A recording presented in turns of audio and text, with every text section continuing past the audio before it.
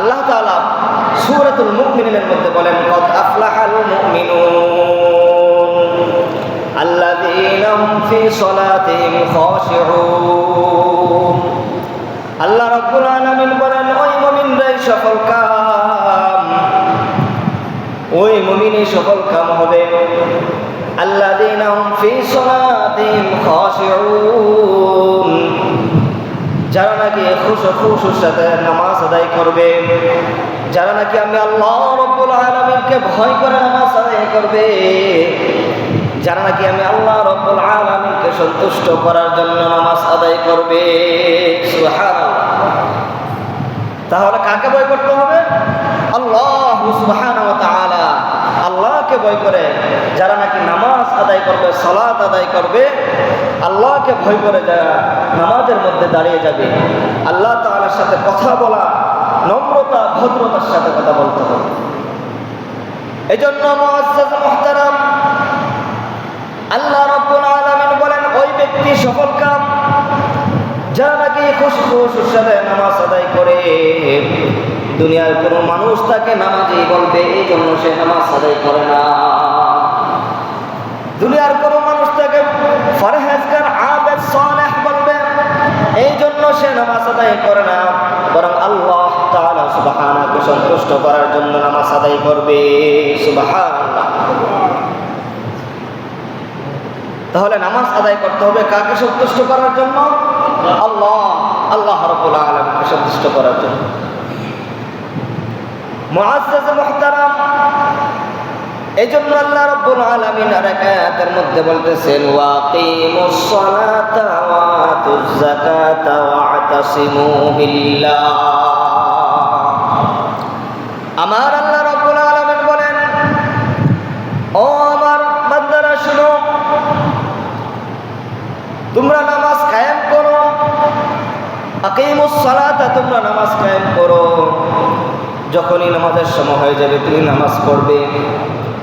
তোমার যতই কাজ থাকুক না কেন, কাজকে প্রাধান্য না দিয়ে নামাজকে প্রাধান্য দিতে হবে। তোমার যতই পেরেশানি থাকুক না কেন, সবগুলোকে পিছনে ফেলে একমাত্র নামাজকে সামনে রাখতে হবে। সুবহানাল্লাহ। আমরা হাঁটতে পারি, চলতেছি ফিরতেছি, সময়ের অপচয় হচ্ছে, কিন্তু আমরা কোনো সেটাকে খেয়াল করি না। নামাজ পড়তে মাত্র 15 মিনিট লাগে, কারো 10 মিনিট 20 মিনিট সময় লাগে।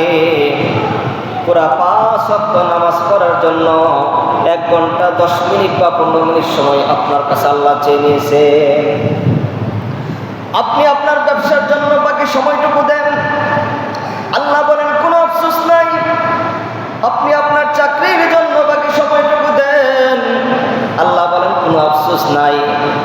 আপনি 24 ঘন্টার মধ্যে 1টা ঘন্টা আল্লাহর জন্য দেন, আল্লাহ রাব্বুল আলামিন বলেন, এই 1টা ঘন্টা সময় যদি তুমি আমি আল্লাহর জন্য দাও, তাহলে তোমার 24 ঘন্টা তোমার আমলনামায় সওয়াব লেখা হবে। সুবহানাল্লাহ। নামাজ পড়তে বেশি সময় লাগে? মাত্র 10 থেকে 15 মিনিট। অথচ আমরা একটি চার দোকানে বসে ঘন্টার পর ঘন্টার সময় বিলিয়ে দিচ্ছি। আমাদের কিন্তু চিন্তা নাই, পেরেশানি নাই যে আমি চার দোকানে বসলাম, আমার কোনো কাজ নাই এখানে শুধু আমার কাজ কিভাবে মানুষের নামে গীবত করা যায়, কিভাবে অমুক বাড়ির অমুক পুরুষ অমুক মহিলা কি বলেছেন, কিভাবে অমুক হুজুর কি বলেছেন, কিভাবে অমুক ব্যক্তি কি করেছেন। চার দোকানে বসে বসে যত প্রকার বিপদ আছে আপনার বলার সময় আছে, কিন্তু আল্লাহ যে বলেছেন আমাকে 1টা ঘন্টা দাও, এই 1টা ঘন্টা আপনার কাছে সময় নাই। যদি কোনো মুসল্লি বলেন, ভাই চলো নামাজটা পড়ে আসি, আপনাকে বলবেন, অপর মুসল্লি বলবেন, ভাই আমার কাছে সময় নাই, আমি ব্যবসার জন্য এমন জায়গা যাইব, আমি কাজের জন্য ব্যস্ত। অথচ ছাড়া মিথ্যা কথা বলতেছেন, তার কোনো কাজ নাই, অসময়ে কোনো কাজ নাই, কিন্তু সে নামাজের কথা বলার কারণে সে বলতেছে আমার কাজ আছে। ভাইয়ের আমার, বন্ধুরা আমার, এই জন্য রাসূল সাল্লাল্লাহু আলাইহি সাল্লাম হাদিসের মধ্যে বলেন, আসসালাতু মিফতাহুল জান্নাহ, নামাজ হলো জান্নাতের চাবি। সুবহানাল্লাহ। ভাইরা আমার, বন্ধুরা আমার, একটি কথা ভালোভাবে বুঝেন। আপনি আপনার বাড়ির তালা মেরে ঢাকা রওনা হয়ে গেলেন, ঢাকার মধ্যে আপনি গেলেন, যাওয়ার পর ঢাকার মধ্যে আপনার চাবিটা রেখে চলে আসলেন বলে, এখন আপনি বাড়িতে এসে সারে শরৎনগর গ্রাম যদি আপনি তালাশ করেন, আপনার তালার চাবি তো আর শরৎনগরে পাওয়া যাবে না, আপনার চাবি তো ঢাকার মধ্যে রেখে আসছেন। ঠিক যখন কাল জান্নাতের মধ্যে আমরা যাব, গেটের মধ্যে মালিক ফেরেশতা দাঁড়ায় বলবেন, জান্নাতের মধ্যে প্রবেশ করার জন্য একটা চাবি প্রয়োজন। হে মুমিন, তুমি চাবি নিয়ে আসছো কি? যারা নামাজি তারা যাওয়া মাত্রই আল্লাহ তাআলার তরফ থেকে জান্নাতের দরজাটা খুলে যাবে। তারা যাওয়া মাত্রই মালিক ফেরেশতা থেকে চিনে ফেলবেন তারা নামাজি ছিল দুনিয়ার মধ্যে। আর যখন বেনামাজি যাবেন, তাদেরকে প্রশ্ন করা হবে, তোমরা দুনিয়া থেকে জান্নাতের চাবি নিয়ে আসছো কি? তখন তারা বলবে, আমরা দুনিয়াতে জান্নাতের চাবি নিয়ে আসি নাই। ফেরেশতা বলবেন, আফসোস, তোমরা যদি জান্নাতের চাবি না নিয়ে আসতে পারো তাহলে এই জান্নাত তোমাদের জন্য নয়। যাও, তোমরা জাহান্নামের মধ্যে চলে যাও।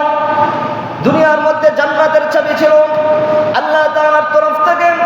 মিরাজের রজনীতে আল্লাহ রব্বুল আলামিন তিনার বন্ধু হাবিবে মুহাম্মদ রাসূলুল্লাহ সাল্লাল্লাহু আলাইহি সাল্লামকে ডেকে নিয়ে মিরাজের রজনীতে আমাদের জন্য 50 ওয়াক্ত নামাজ দিয়েছিলেন। আসার পথে হযরত ইব্রাহিম আলাইহিস সালাতু ওয়াস সালামের সাথে সাক্ষাৎ। বিশ্ব নবী রাহমাতুল লিল আলামিনকে ইব্রাহিম আলাইহিস সালাতু ওয়াস সালাম বলেন, ওগো নবীজি, আপনাকে আপনার উম্মতের জন্য আল্লাহ রাব্বুল আলামিন কি দিয়ে দিয়েছেন? কে বলতেছেন? ইব্রাহিম আলাইহিস সালাতু ওয়াস সালাম বলেন মিরাজের রজনীতে যে আপনাকে আপনার আল্লাহ আপনার উম্মতের জন্য কি দিয়েছেন। বিশ্ব নবী রাহমাতুল লিল আলামিন বলেন, আল্লাহ তাআলা আমাকে 50 ওয়াক্ত নামাজ দিয়েছেন, আমি যাতে করে আমার উম্মতদেরকে 50 ওয়াক্ত নামাজের কথা বলি, যারা নামাজ পড়ে। তখন ইব্রাহিম আলাইহিস সালাতু ওয়াস সালাম ডাক দিয়ে বলেন, হে মুহাম্মদ, আপনি আল্লাহর কাছে যা বলেন, আল্লাহ আমাকে আর 5 ওয়াক্ত নামাজ কমায় দেন। আল্লাহ রাব্বুল আলামিনের কাছে যায় বিশ্ব নবী রাহমাতুল লিল আলামিন বলার পর 5 ওয়াক্ত কমায় দিয়েছেন। এরপর আবার ইব্রাহিম আলাইহিস সালাতু ওয়াস সালামের কাছে আসছেন। ইব্রাহিম আলাইহিস সালাতু ওয়াস সালাম আবার পুনরায় আল্লাহর কাছে পাঠাইছেন। এইভাবে কমতে কমতে 5 ওয়াক্ত নামাজের মধ্যে যখন আসলো, ইব্রাহিম আলাইহিস সালাতু ওয়াস সালাম বলেন, ওগো নবীজি, আপনি আবার ফিরে যান, আল্লাহর কাছে আবার ফিরে যান। যায়া বলেন যে আরো কিছু কমায় দেওয়ার জন্য। বিশ্ব নবী রাহমাতুল লিল আলামিনের চোখ দিয়ে পানি পড়তেছেন। ওগো ইব্রাহিম, আমি কিভাবে আল্লাহর কাছে আবার যাইব? আমার তো শরম লাগতেছে। ওই 50 ওয়াক্ত থেকে কমাইতে কমাইতে 5 ওয়াক্তের মধ্যে নিয়ে আসছি, আমি কিভাবে আল্লাহর কাছে যাইব? আল্লাহ রাব্বুল আলামিন জিবরাইলকে পাঠিয়ে দিলেন, জিবরাইল যাও আমার বন্ধু মুহাম্মদকে বলো, যারা নাকি দৈনিক 5 ওয়াক্ত নামাজ আদায় করবে, আমি আল্লাহ রাব্বুল আলামিন রাজি হয়ে খুশি হয়ে আমার ওই বান্দার আমলনামার মধ্যে 50 ওয়াক্ত নামাজের সওয়াব দান করব। সুবহানাল্লাহ।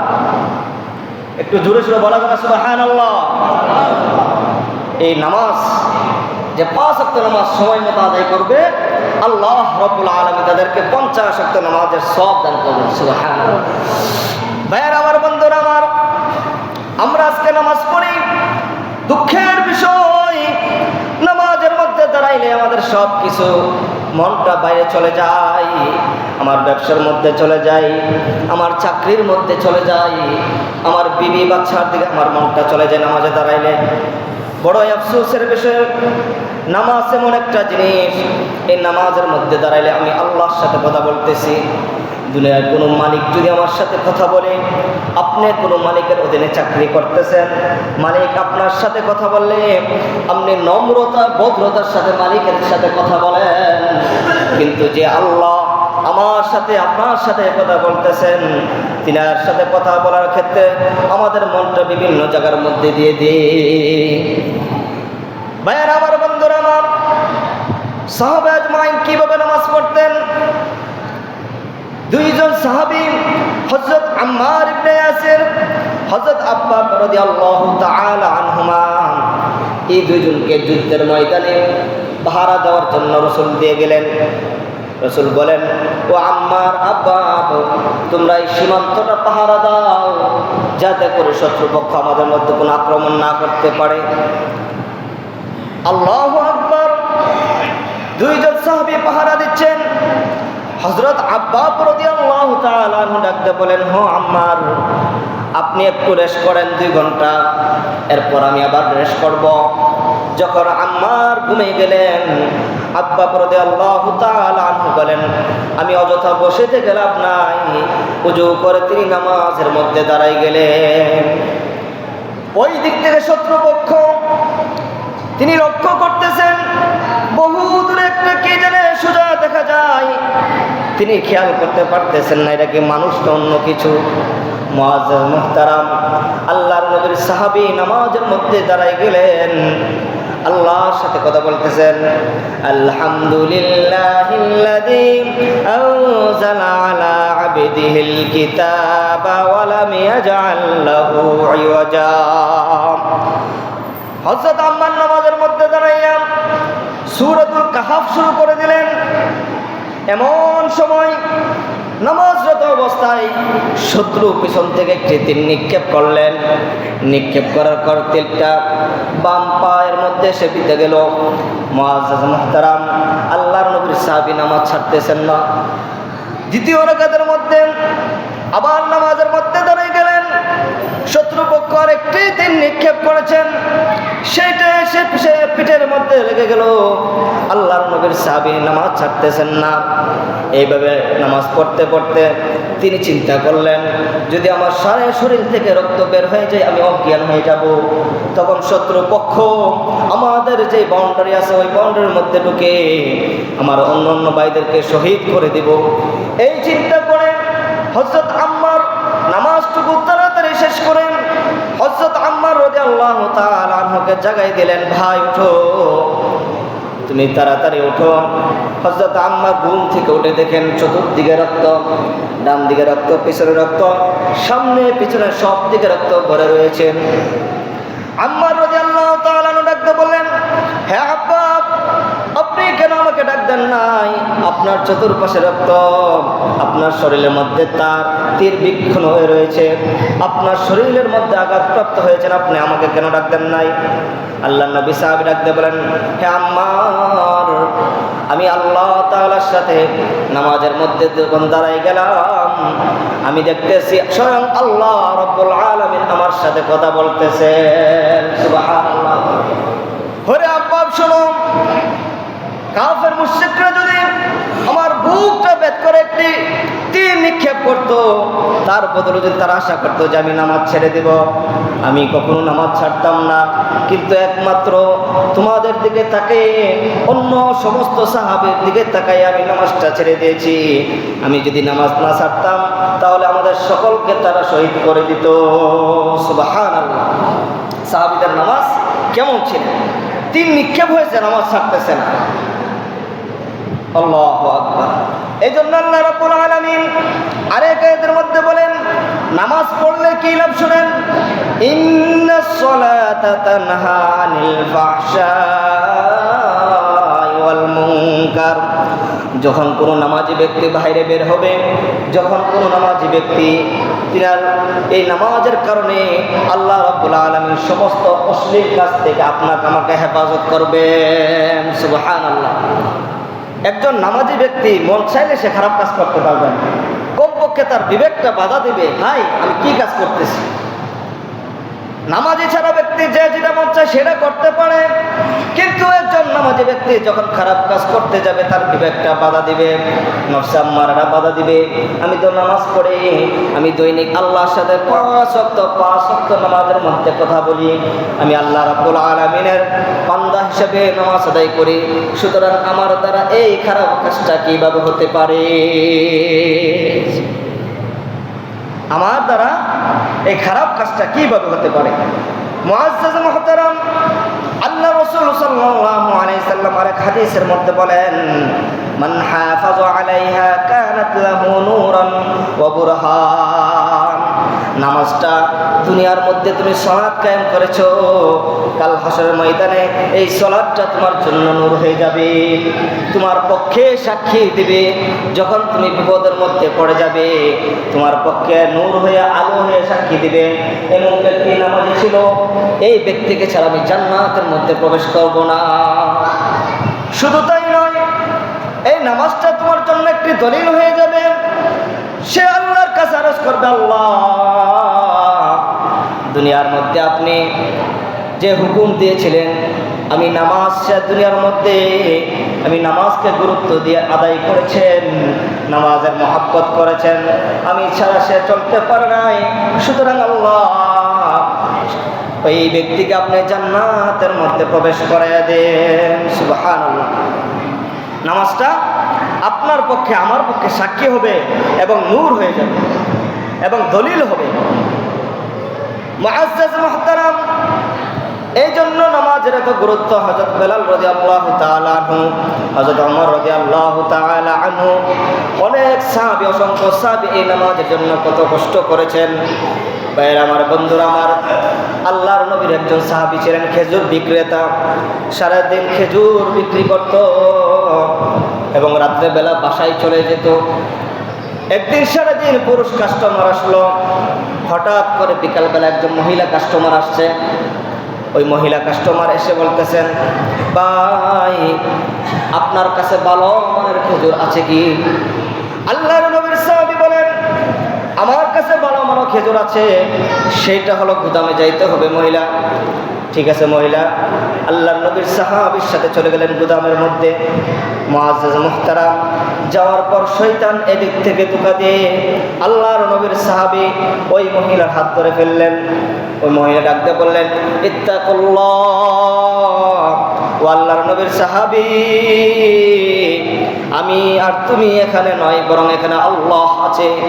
আমি যা করি, তুমি যা করো, আমার আল্লাহ রব্বুল আলামিন দেখতেছেন। এই কথা বলার পর আল্লাহর নবীর সাহাবী ঠাস করে মহিলার হাতটা ছেড়ে দিল। আল্লাহর নবীর সাহাবী পেরেশানি, চিন্তা হয়ে গেলেন, এখন কি করব? না জানে এই অপরাধের কারণে আমি জাহান্নামের মধ্যে যেতে হয়, না জানে এই অপরাধের কারণে ফেরেশতারা আমাকে শিকল বেঁধে জাহান্নামের মধ্যে নিক্ষেপ করে। ওই আল্লাহর নবীর সাহাবী দৌড়ে গেলেন, ইয়া রাসূলুল্লাহ, ইয়া হাবিবাল্লাহ, নবী গো, আমি তো এমন একটা অপরাধ করে ফেলেছি গো নবী। আল্লাহর নবী তার দিকে তাকান না। আল্লাহর নবীর সাহাবী বলেন, ইয়া রাসূলুল্লাহ, আমি শয়তানের ধোঁকায় পড়িয়া এক মহিলার হাত ধরে ফেললাম। আল্লাহর নবী তাকান না। শেষ পর্যন্ত সে চিন্তা করল, আল্লাহর নবী আমার উপর রাগ হয়ে গেছেন। সে দৌড়ে জঙ্গলের মধ্যে চলে গেলেন, পাহাড়ের মধ্যে চলে গেলেন। কাঁদতে কাঁদতে তার চোখগুলো ফুলে গেল। কিন্তু আল্লাহ রাব্বুল আলামিনের আশায় রাসূল বসে রয়েছেন। মুআজ্জাজ মুহতারাম, শেষ পর্যন্ত ওই আল্লাহর নবীর সাহাবী তাওবা করতেন, তাওবাতুন নাসুহা। আল্লাহ রাব্বুল আলামিন বলেন, ওয়াতুবু ইলাল্লাহি জামিআন আইয়ুহাল মুমিনুনা লাআল্লাকুম তুফলিহুন। যারা খালেদ দিনে তওবা করে, আল্লাহ রাব্বুল আলামিন তাদের তওবা কবুল করে নেয়।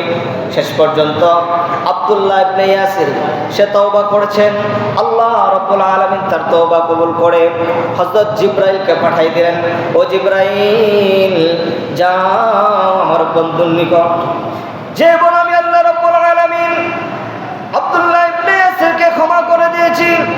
ওগো নবীজি, আপনি তাকে ডাক দিয়ে নিয়ে আসেন, নিয়ে এসে তাকে আপনি গ্রহণ করে নেন।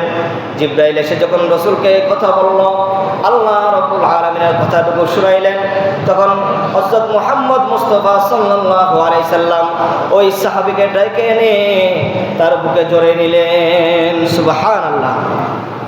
তখন একটি আয়াত নাযিল হয়েছিল, আকিমিস সালাতা তারাফাইন নাহারি ওয়া যুলাফান মিনাল লাইল ইন্নাল হাসানাতি ইযহিবনাস সাইয়্যাত যালিকা যিকরা লিয-যাকিরিন। সুবহানাল্লাহ। তোমরা রাত্রে এবং দিনের কিছু অংশ নামাজের জন্য ব্যয় করে দাও। রাত্রের অংশ দ্বারা বোঝা যায় সলাতুল মাগরিব এবং এশার নামাজ, আর দিনের অংশ দ্বারা বোঝা যায় সলাতুল ফাজর, সলাতুল জোহর, সলাতুল আসর নামাজকে সম্পন্ন করা হয়েছে। সুবহানাল্লাহ। এই জন্য মুআজ্জাজ মুহতারাম, নামাজের গুরুত্ব দিতে হবে। আমরা তো নামাজে দাঁড়ালে আমাদের দোকানের হিসাব মেলা হয়। একজন ইমাম সাহেব ভুল করেছেন একটা, তখন সকল মুসল্লি তারা চিন্তায় পড়ে গেলেন 3 রাকাত পড়লো না 4 রাকাত পড়লো। তখন আরেকজন মুসল্লি কোনা থেকে দাঁড়ায় বলেন, ইমাম সাহেব আপনি 3 রাকাত পড়েছেন।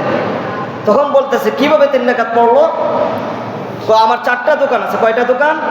4টা দোকান আছে। আমি প্রতি রাকাতে একটা দোকানের হিসাব করি, কিন্তু আজকে আমার 3টা দোকানের হিসাব হয়েছে, আরেকটা হিসাব হয় নাই, এই জন্য আপনার 3 রাকাত হয়েছে।